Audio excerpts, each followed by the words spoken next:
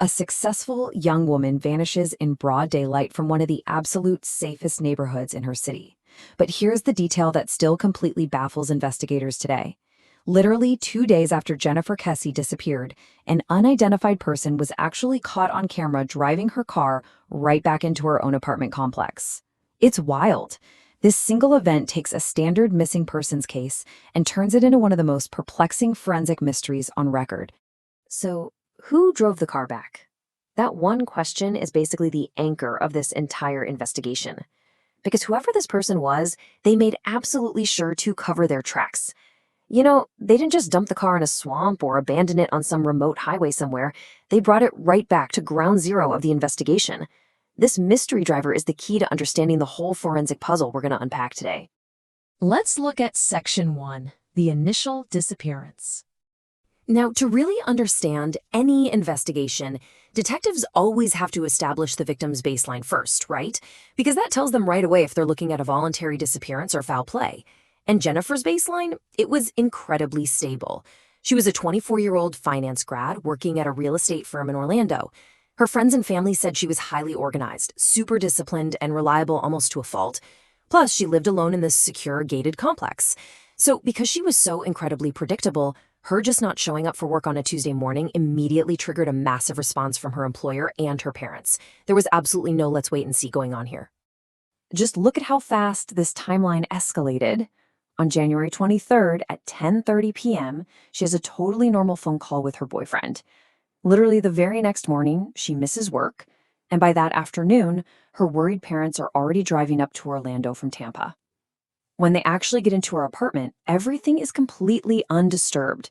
Her purse, her phone, her ID, they're sitting exactly where she'd normally leave them before heading out, and there is zero sign of a struggle. But her car is gone. And then, fast forward to January 26th, the entire investigation pivots when that car is mysteriously found returned to her complex. Moving on to Section 2, processing the vehicle. Processing this car quickly became the most frustrating phase of the whole investigation. Check out this quote straight from the case files. The car wasn't just returned, it was, quote, parked in a different building's lot than where she normally kept it. This is a massive behavioral clue for investigators, you guys. It tells them the driver was deliberate. They knew the complex well enough to bring the car back without drawing immediate attention, parking it just far enough away to be discreet, but still returning it right to her home turf. So if the car was returned to this populated complex, what exactly did the surveillance footage reveal? I really want you to put your detective hat on for a second here. You've got a missing woman, a returned car, and a camera pointed directly near the drop-off spot. You would think this is the big break in the case, right? Well, sadly, investigators were met with the incredibly frustrating reality of just this grainy, low-quality security footage from a business nearby. And here is where we hit the ultimate investigative paradox of the case. On one hand, you have the surveillance footage, literal visual proof of a driver. But the camera was positioned so far away that investigators couldn't even tell the person's gender, let alone make out any facial features. And then, on the other hand, you have the forensic sweep of the vehicle. When the crime scene techs finally processed the car, they found absolutely zero DNA, no fingerprints, literally no physical evidence whatsoever to identify who was behind that wheel. The car had been meticulously, almost professionally, wiped clean. Which brings us to Section 3, the composite sketch. When the physical evidence inside a vehicle hits an absolute dead end, detectives just have to cast a wider net. So during the neighborhood canvass, a seemingly isolated incident was reported by a neighbor who actually lived in Jennifer's complex. Early one morning, right around the exact time of her disappearance, a man knocked on this neighbor's door, claiming he was there to check on a reported gas leak. Now, thankfully, the neighbor wisely refused to let the guy in, but she did get a really good look at him. She gave a very strong physical description to the police, which allowed investigators to generate a composite sketch. And this sketch, it has been circulated publicly for nearly 2 decades now. But here's the catch. Investigators faced a massive forensic hurdle.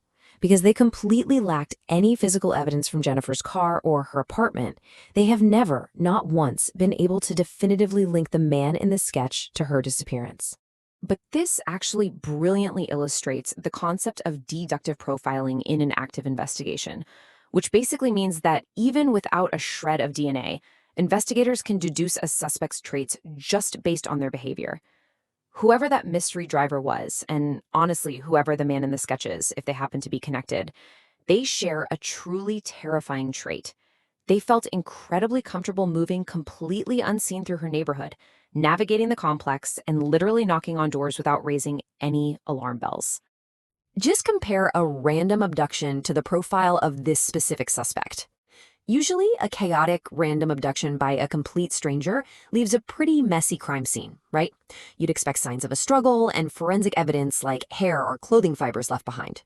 But the actions in this case point to a highly deliberate suspect, someone who understood exactly where Jennifer lived, knew exactly where the cameras were, wiped the car completely spotless, and left literally no physical trace behind. And that takes us to Section 4, 2 decades of searching. Let's zoom out and look at the broader search tactics law enforcement has used over the last 20 years. The Orange County Sheriff's Office, along with Jennifer's parents, really employed an exhaustive multi-pronged approach here. Step 1 involved deploying cadaver dogs across various Central Florida locations anytime a credible tip came in. Step 2 meant processing literally hundreds of national tip line reports and unverified sightings. For Step 3, her parents actively pushed for updated Florida missing adult legislation, trying to help others in the same boat. And finally, Step 4, which is absolutely crucial for cold cases, involves periodic forensic reanalysis of the collected evidence, just hoping that some new advancement in tech might finally pull a microscopic clue right out of the ether. 20. Despite all of these massive, highly coordinated investigative efforts, nearly 20 years have passed. We're talking 2 entire decades of searching, analyzing evidence, and pleading for information, and yet there hasn't been a single arrest. And tragically, Jennifer Kessie has never been found. Which really brings us to the core investigative takeaway of this whole explainer, and it's summarized perfectly by this quote. In this case, the lack of evidence is actually the strongest evidence we have. The complete absence of fingerprints, the meticulously wiped down car, the quiet removal of a victim in broad daylight, all of it points to a highly calculated perpetrator. This was not a crime of chaotic opportunity. It was the work of someone deliberate, careful, and just disturbingly familiar with her daily routine. So we are left with the biggest missing puzzle piece of all. A young woman vanishes on a totally ordinary Tuesday morning, and 2 days later, her car is driven back and parked by an absolute phantom. After walking through this investigative process with me and seeing how meticulously those tracks were covered, I really want to ask you, who do you think drove that car back?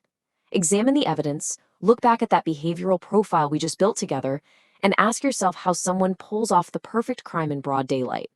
Keep analyzing, keep questioning, and I'll see you next time.